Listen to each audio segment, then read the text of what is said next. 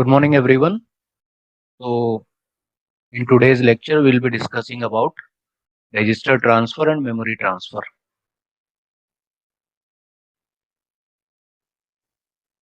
So, first of all, there is a term that is microoperations that we generally use when we talk about register transfer. So, the what is a microoperation? The operations which are performed on the data stored in CPU registers are called as microoperations. So, a microoperation is an elementary operation which is performed whenever we have some data stored in one of the CPU register. So again, it may be a general purpose register or a special purpose register.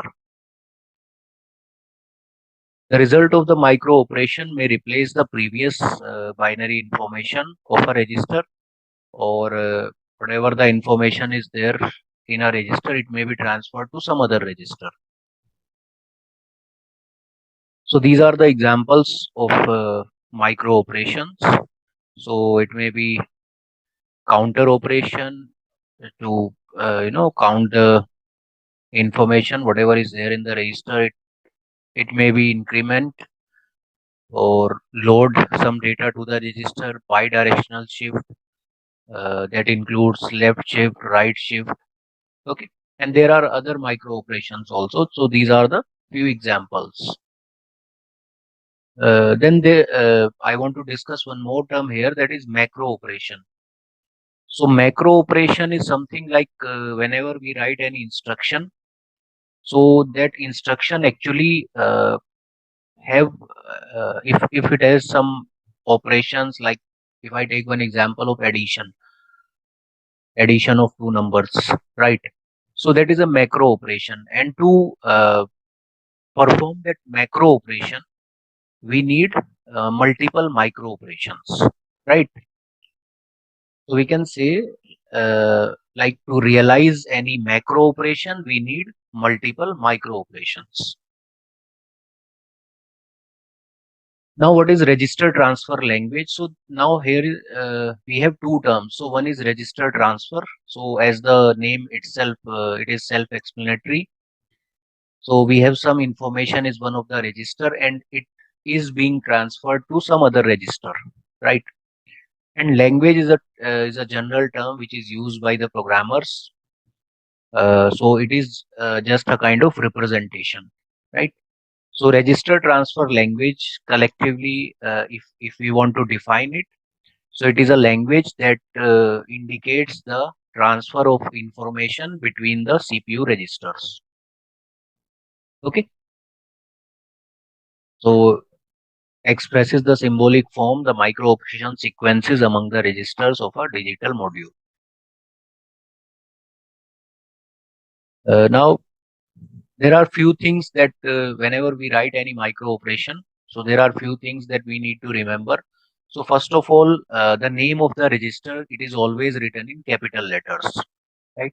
So here are the few examples, like we have program counter, so we are writing it as PC and we are writing it in capital letter. Okay, here you can see. Then similarly, we have IR instruction register, MAR memory address register. Then there may be some general purpose register R1, R2, and so on. So any register, if we want to write it, then we'll write it in capital letters. We already know that a register is a storage device which can store n bits of information. And for storing that n bit of information, it will have n number of flip-flops. Okay. So this is one of the example of random register R1. Okay. Which is a 8-bit register. So here we are having the least significant bit, which we are denoting by 0, and 7 is the most significant bit. Okay. Similarly, we may have 16-bit register also. So one of the example is program counter. It is a 16-bit register. So one way of writing the register is like, we'll draw a rectangular box and inside that register we'll write the name of the register in capital letter. So here you can see, right? So we'll write the least significant bit here 0 and the most significant bit 15 like this. Another way is like we may divide this register into probably two 8 bits, two parts.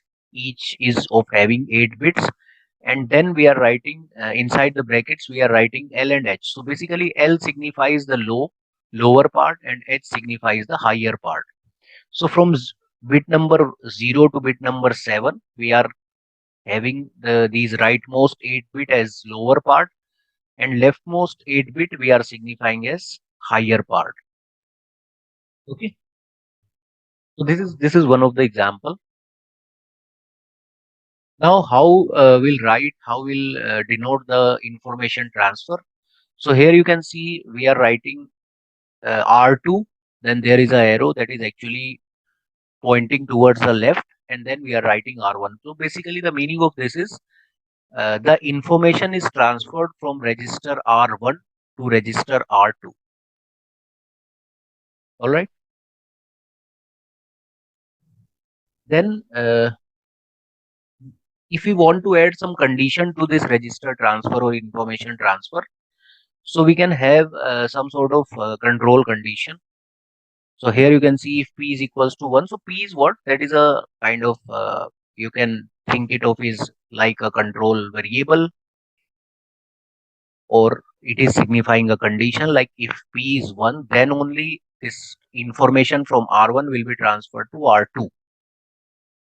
Okay. P is a control signal. Again, it is a Boolean variable having Boolean values either a 0 or a 1. So generally what happens if P is 1, then only this information will be transferred. So this is how we represent it: P, then colon, R2, then arrow, R1. Okay.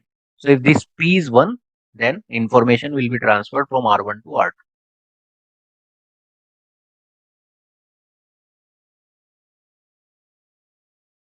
Now this is a block diagram. So how this information would be transferred? So we are, for this control variable, we are having a control circuit, right?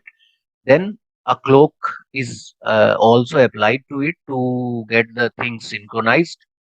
R1 is there, that is the register, source register, and R2 is the destination register. And this N is basically signifying the number of bits, how many bits we want to transfer from R1 to R2. So what will happen here? So we'll see in the timing diagram how this information would be transferred. So you can see in this timing diagram what is happening at this clock pulse T. So at the rising edge, what is happening? This control circuit would be activated, and uh, it will give the load signal to this registered R2. Okay. Now we always transfer the data on the rising edge of any clock pulse. So the transfer of information. So once this control signal would be activated, this it will activate the load input to this R2. So at the next clock pulse, that is at the clock pulse t plus 1, what is going to happen? This data would be transferred. So here you can see the data is being transferred at this t plus 1 clock pulse, right? Data from R1 to R2 would be transferred at this clock pulse t plus 1. And how many bits would be transferred? N number of bits.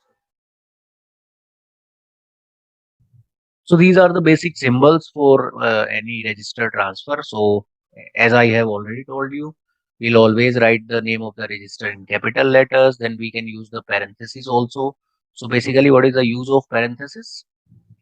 It is signifying the number of bits. So here we can see we are all talking about the bit number 0 to bit number 7 of this register R2. Or the other way of writing it is R2, and then in bracket we'll write L. L is the lower part. Then arrow will point towards, from it will be shown from right to left. So on the right side we'll have the source register, and on the left side we'll have the destination register. So here information from R1 is being transferred to R2. Then to separate any two micro operation, we'll write comma. We'll use comma, right? So this is one of the micro operation, and this is another micro operation. So there, here we are having two micro operations. Now there is another term, that is memory transfer. So memory transfer is whenever we are transferring the data to the memory or from the memory, right? So when I'm saying to the memory, so that is something like write operation. And when we are transferring the data from the memory to the outside world, that we are calling as read operation. So there are two operations, right? So transfer of new information into the memory is write, from the memory is read. Okay. So here you can see what exactly is going to happen in the read operation. So this DR is basically signifying the data register. AR is address register. So whatever the address is there in the address register. So this is what memory content of address register. So address register will have some memory address, and we are concerned about the content of that particular address. So whatever is there in the memory, which is being denoted by this AR, it will be transferred to data register. Okay. Similarly, what is going to happen in the write operation? So whatever is there in the data register, it will be transferred to the memory location whose address is actually stored in this AR. Okay.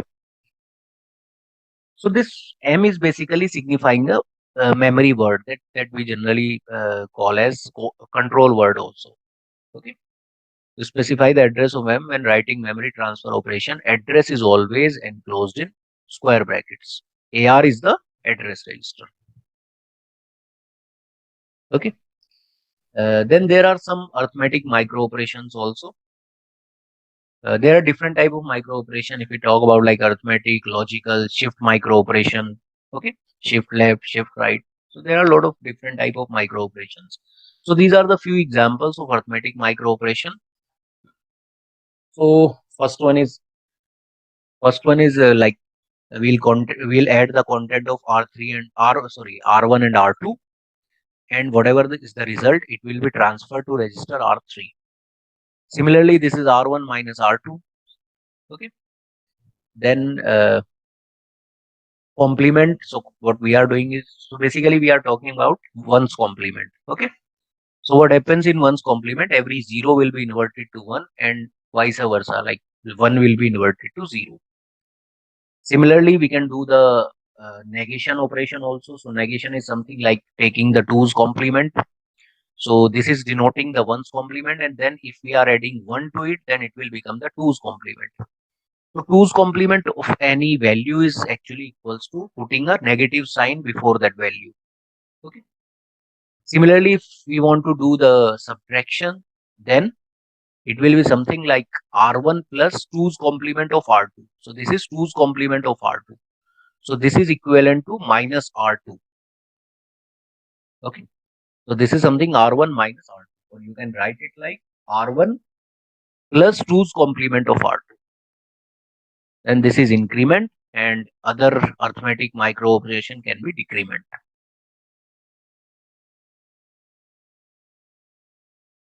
So this is all about this particular lecture. In the next lecture, we'll be discussing another topic. Uh, Probably we'll discuss about common bus system. So thank you.